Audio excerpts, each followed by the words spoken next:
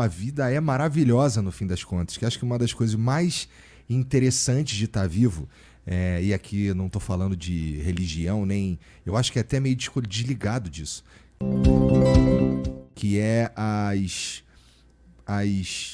coisas que a gente não planeja e acontecem com a gente e nos levam para um lugar novo e interessante, né? Inclusive, essas coisas são as que me fazem acreditar em Deus e eu tenho me tornado cada vez mais crente, sabe? Quando eu percebo que essas coincidências, elas...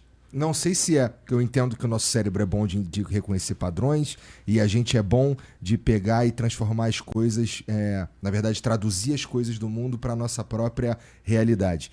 Mas quando eu percebo, entre aspas, que essas coincidências me favorecem, essa é uma das razões que eu não consigo desconfiar da existência de Deus. Mas eu só não consigo te dizer o que é Deus. Estou mais para perto Pois do que... a ideia, a palavra em si, Deus, ela é polissêmica, ela tem muitos sentidos. Eu posso utilizá-la no singular, posso utilizá-la como nós fazemos no singular masculino, mas eu posso também fazer no plural. Deuses, deusas, ou força, ou amor. O que eu acho que vale, independentemente disso, é o reconhecimento de que existe uma fonte da vida. Não necessariamente essa fonte ela é uma pessoalidade, é alguém, mas existe um valor, né, nesse ponto.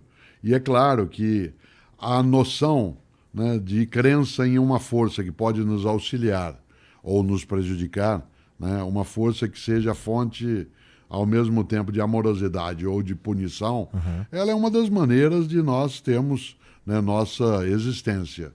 Quando você diz, eu cada vez mais, né, percebo que algumas coisas me favoreceram e outras, se eu não tivesse feito, o caminho seria diferente, a ciência chamaria isso de simultaneidade de eventos. Portanto, não é um acaso, é uma simultaneidade de eventos. Mas esse é o termo técnico, ele não resolve. Né? Ele simplesmente dá uma terminologia. O que vale é imaginar que quando você imagina aos 40 anos que você já ultrapassou, digamos, uma parte que poderia ser considerado metade, a gente tem que rever La Fontaine e lembrar na fábula do coelho e da tartaruga que, como se diz sempre, né, o coelho vai mais rápido, mas a tartaruga conhece melhor o caminho. E nessa hora, evidentemente, que a avaliação não é da extensidade. Né? Você imagine pessoas que tiveram um tempo de vida mais restrito, a famosa na música Maldição dos 27 anos. Né? Você imaginar Jim Morrison, né? Todos aqueles, né? Kurt Cobain, a genial, que cantava tudo que a gente precisa na vida, né? Em relação ao blues da vida que teve, esqueci o nome dela. Eu também esqueci o nome dela, mas eu sei de quem você está falando. Jane Joplin, Jimi Hendrix, né? Aquilo que... Amy Winehouse também. O Amy Winehouse. Você diz assim, poxa, mas ela viveu tão pouco. A intensidade, de novo, e não a extensidade. Eu gostaria muito, né, que Mozart tivesse vivido mais, que ele chegasse aos 40.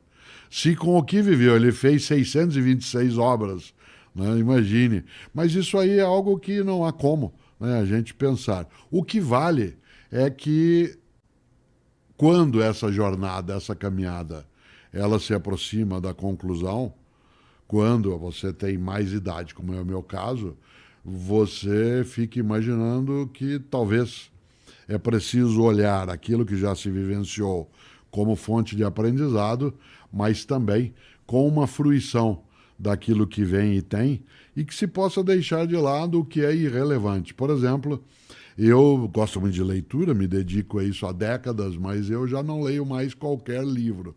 Eu estou retomando algumas coisas que eu li com muito prazer em alguns momentos, isto é, eu sou mais criterioso.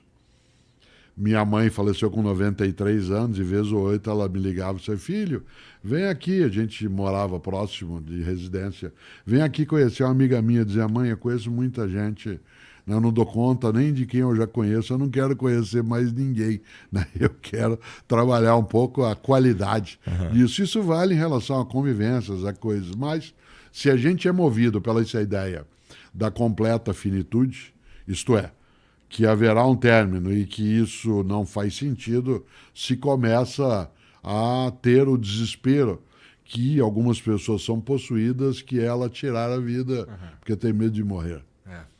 Professor, uma das coisas que a gente estava falando aqui mais cedo, que você falou, é que a verdade é relativa.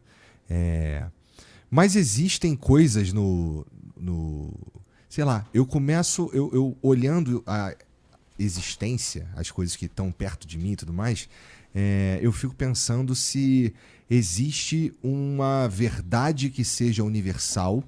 E eu vou um pouquinho mais além. Você acha que existe algo que é universalmente bom? Ou algo que é universalmente... A gente construiu isso na história. Quando nós criamos, em 1948, a Declaração Universal dos Direitos Humanos, a intenção foi registrar o que a humanidade tinha avançado até aquele momento como sendo nossos direitos e deveres para a vida não ser destrutiva. Né? Evidentemente, não existe nenhuma coisa que se possa entender como valendo sempre em qualquer lugar para todas as pessoas. Mas se registrou, por exemplo, em 1948, o que se entenderia como sendo o direito à dignidade, à liberdade, ao afeto. É claro que nós somos movimentáveis como sociedade, como comunidade. E as condições à nossa volta também alteram, né, a nossa maneira de observar e também de vivenciar as coisas. Será que existe alguma coisa que seja válida para todas as pessoas o tempo todo? Eu acho que é a vida. Ela se coloca nessa condição. Por isso que o homicídio, o fratricídio, né, a destruição, ela é sempre algo que nos produz repugnância. Nesse sentido, esse valor da vida. Outro, a liberdade. Haja vista que o direito de fugir não adensa em nenhuma das sociedades a pena que você tem. Você pode perder privilégios, mas é um direito que você tem. Tenha teu corpo, em latim, habeas corpus, né? Isto é, você tem o comando sobre você. Mas, como lembrava o Erich Fromm, o filósofo otto-alemão, né? Esse nascido em 1900, ele dizia algo que eu lembro com muita frequência nos nossos tempos. Ele dizia, liberdade não é licença. O fato de eu ser livre não significa que eu estou autorizado a fazer. Eu apenas sou livre, mas não é um salvo-conduto para que eu faça aquilo que desejar. Portanto, valores que eu acho universais, né? A vida, a dignidade, né? A independência de pensamento.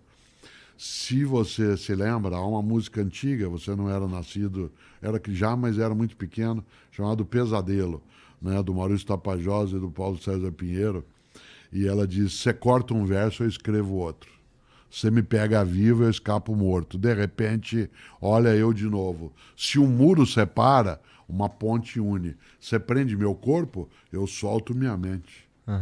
Você me faz escrava ou escravo, eu sonho, eu canto.